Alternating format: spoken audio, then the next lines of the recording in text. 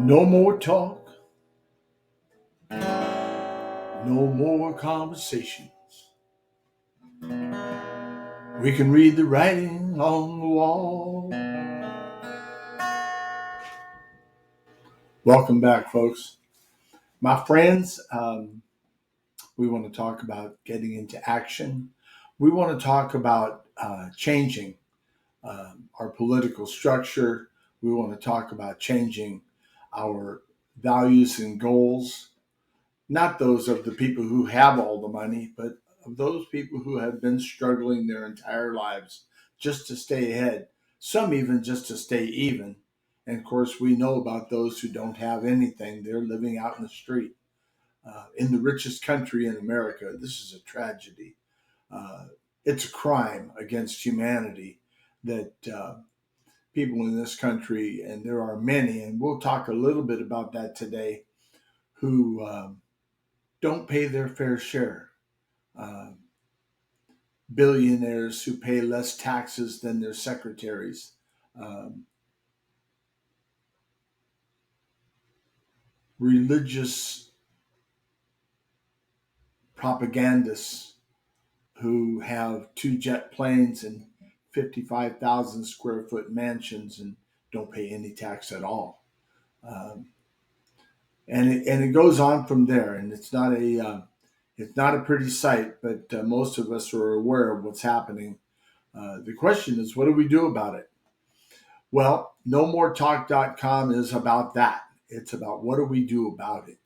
And I would suggest that with just a few simple clicks on your Facebook page or whatever platform you're using, we could spread the word amongst all Americans that change is needed. It's necessary. It's mandatory. To avoid conflict in our country, we're going to have to make people feel and allow them to prosper in the richest country in America. This is this is our birthright. This is what we are here for. If we don't change, if we don't do the things that are necessary to help humanity, to actually do the things that are important instead of just talk about them, then we have really lost our way. We need to know down deep inside that we can and do have the power to change what's going on in our country. Um, I'll probably repeat this many times over the course of the next few months or years, however long this podcast will last, and that is simply this: if the president can serve two terms, 4 years each, which is probably adequate, then doesn't it make sense that people who are in the Senate only serve two terms, or in the House of Representatives only serve two terms? It seems logical to me that someone who stays in politics for 48 years in any position is probably not the most honest civil servant that you're going to find. Talk gently between our friends, and they say, well, they're only in it for the money. And I said, well, that's a very, very profound statement. And my response to that is simply this: what does a politician do after being elected when he does sit down for the first time at his new desk or her new desk? It doesn't really matter, male or female. Um, and the answer to that is very simple. They pick up the telephone and they start calling people to raise money for their reelection campaign. And every person who gives them money, they owe something to, because nothing is free. You don't get influence for free. You don't get favors for free. You don't get votes for free. Nothing is free. And so the only way to stop this from happening is to limit not only the length of the term, but the amount of terms that a politician can serve. These are not revolutionary ideas. Uh, but I would share this with you today, uh, that anyone who seeks to change our system has an ulterior motive. I, my friends, do not. I don't need the money or the recognition or the fame or the fortune that come with any kind of notoriety. I'm 75 years old. I have a small fixed income that will last me the rest of my life, no matter how long that might be. But I have a desire, a deep, strong desire to help the American people and to leave this country in a better place than I found it, a better place than it is for my children and my grandchildren and their children. So we have to continue to uh, look forward and move forward, because just talking about this problem is not going to solve it.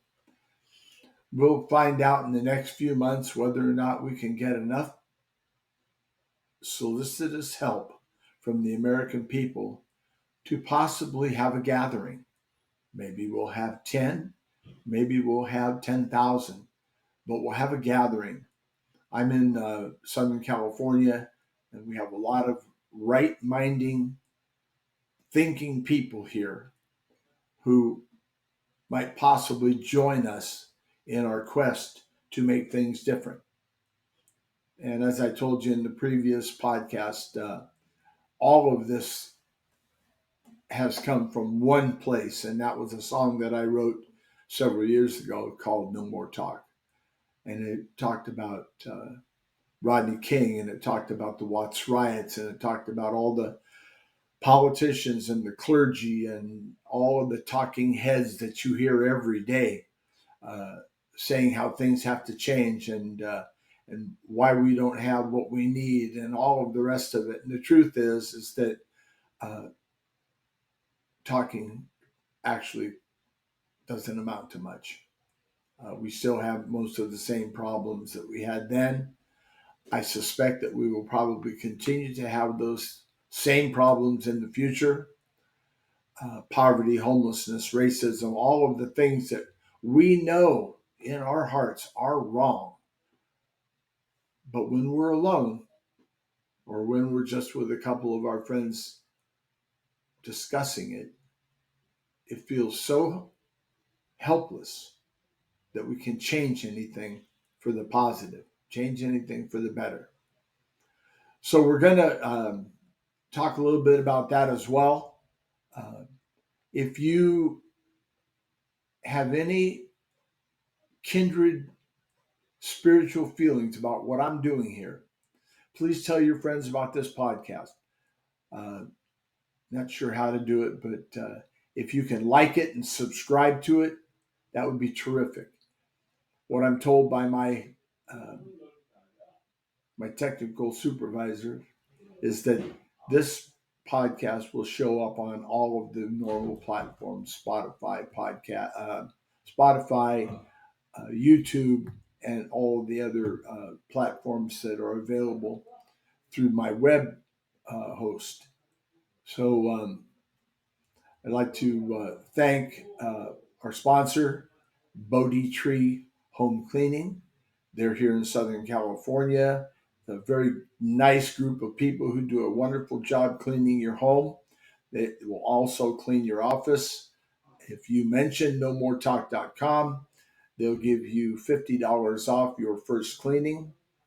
And I think that you'll find some freedom in knowing that you can come home to a clean house after a long, hard day, and not have to deal with ordinary stuff. They do my dishwasher, they do my washing, they do my windows, they do my furniture, they vacuum, they clean the bathrooms. It's a very, very nice service. So remember, that's Bodhi Tree, BOHDITREE, Bodhi Tree Home Cleaning. In the next podcast or two, I hope to have their logo and their information for you. And I'll probably do something brilliant, like hold it up in front of the camera. Anyway, I want to thank you for stopping by today. I want to promise you that we'll do everything we can to keep you informed. And again, please tell your friends. We can do this. We can change this country. We can present it to our children and our grandchildren the way the founding fathers presented it to us, where our leaders are but trusted servants. They serve and then they go back home and do their jobs like they did before they came to Washington or to the Civic Center in the town near you. This has become a disease of entitlement for the politicians, coupled with the power that they get from the money that they receive. And we need to put a stop to that, because that is what's killing our country. And unfortunately, it's killing our people as well. And I'm going to touch on something now that I probably will save for a later date. But you know, we have a drug crisis in this country, and the popular drug today, of course, is fentanyl, as everyone knows. But fentanyl is not the problem. The problem is that we suffer from anxiety and sadness and fear living in this country, because we think that no matter what we do, we can't get ahead, can't buy a house, can't have vacations, money to spend, or even money that's needed. So we try to blot out those fears and that unhappiness and that anger with drugs.